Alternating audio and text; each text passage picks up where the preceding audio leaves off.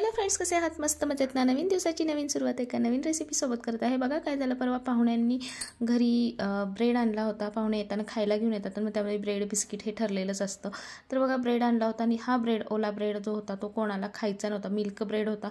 त्याचा आता काय बनवायचा हा मोठा प्रश्न पडलेला. पण म्हटलं चला आता आणलेला आहे तर फेकायचा कसा, आणि कोण खाणार पण नव्हतं की ब्रेड असा दुधासोबत चहासोबत खाईल. तर म्हटलं चला त्याची मस्त अशी ब्रेडची उसळ बनवूया. तर मग उसळ किंवा आपण चिवडा म्हणतो, तर मग चला आज बघूया याची रेसिपी. हे बघा इथे मस्त असा उकडलेला बटाटा घेतला आहे, टोमॅटो घेतला, बारीक चिरलेला कांदा, थोडीशी मिरची, आलं लसणाची पेस्ट घेतलेली आहे, कोथिंबीर बारीक चिरून घेतलेली आहे. हे सगळं साहित्य घेतलं. एका कढईमध्ये 2 चमचे तेल घेतलेलं आहे. कढई छान गरम झाली की त्यामध्ये तेल टाकायचं आहे. 2 चमचे तेल इथे मी टाकते. ते 2 चमचे तेल टाकलेलं आहे. तेल चांगलं कडकडीत गरम व्हायचं आहे, म्हणजे आपली फोडणी छान फुलली पाहिजे, त्यातले जिरे मोहरी छान फुलले पाहिजेत. बघा आता ह्या तेल कडल्यानंतर त्यामध्ये मी मोहरी टाकली आहे. मोहरी छान तडतडती आहे, जिरे पण तडतडलेले आहेत, छान फुलून आलेले आहेत. आता यामध्ये जे आपले जिन्नस आहेत ते सगळे टाकायचे आहेत, जसे की आलं लसणाची पेस्ट होती, कढीपत्ता टाकलेला आहे ताजा ताजा छान. इकडे गावाकडे हिरवागार झाड आहेत, तर त्या झाडाचा कढीपत्ता, बारीक चिरलेला कांदा टाकलेला आहे. छान असा तो परतून घ्यायचा आहे तेलामध्ये. मस्त असं एखाद अर्धा मिनिट असा परतून घेतलेला आहे मस्त हा कांदा. आता कांदा थोडासा लालसर असा व्हायला लागला की मग त्यामध्ये राहिलेले जिन्नस आपण टाकून घेणार आहोत. बघा इथे छान असा कांदा तेलामध्ये भाजलेला आहे. आता त्यामध्ये बारीक चिरलेलं जे टोमॅटो होतं ते मी टाकून घेतलेलं आहे. टोमॅटोने थोडासा आंबटपणा येतो आणि टेस्ट छान लागते, पण आंबट होतं आणि मग आमची मुलं खात नाहीत, म्हणून मी काय केलं, थोडंसंच अर्धा टोमॅटो टाकलेला आहे.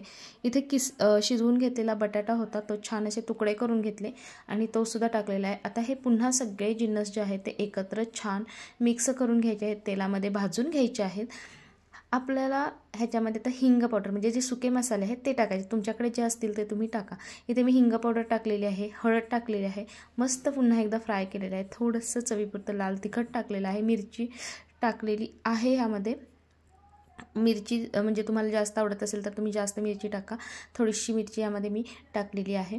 तर हे सगळं मस्त असं भाजून घ्यायचं आहे 1-2 मिनटापर्यंत. परत ह्याच मसाल्यामध्ये थोडंसं मीठही टाकून घ्यायचं आहे, चवीनुसार मीठ. कारण ब्रेड हा मिल्क ब्रेड होता, त्यामुळे तो थोडासा गोडसर असतो आणि हे सगळं आपण जिन्नस टाकतो तर त्यांना चव येण्यासाठी मी इथे मीठ टाकलेलं आहे.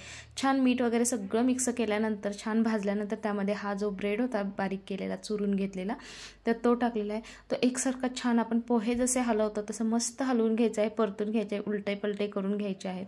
मस्त एकसारखा त्या ब्रेडचा जो चिवडा आहे किंवा ब्रेडची जी उसळ आहे त्याला कलर येईपर्यंत असं छान परतून घ्यायचं आहे. मस्त असा हा बघू शकता इथं परतून घेतलेला आहे, मस्त असा कलर येतो आहे. जसं जसं तुम्ही त्याला भाजत जाल तसा तसा त्याचा कलर जास्त येत जातो. इथे खूप छान असं आपली ब्रेडची उसळ तयार झालेली आहे.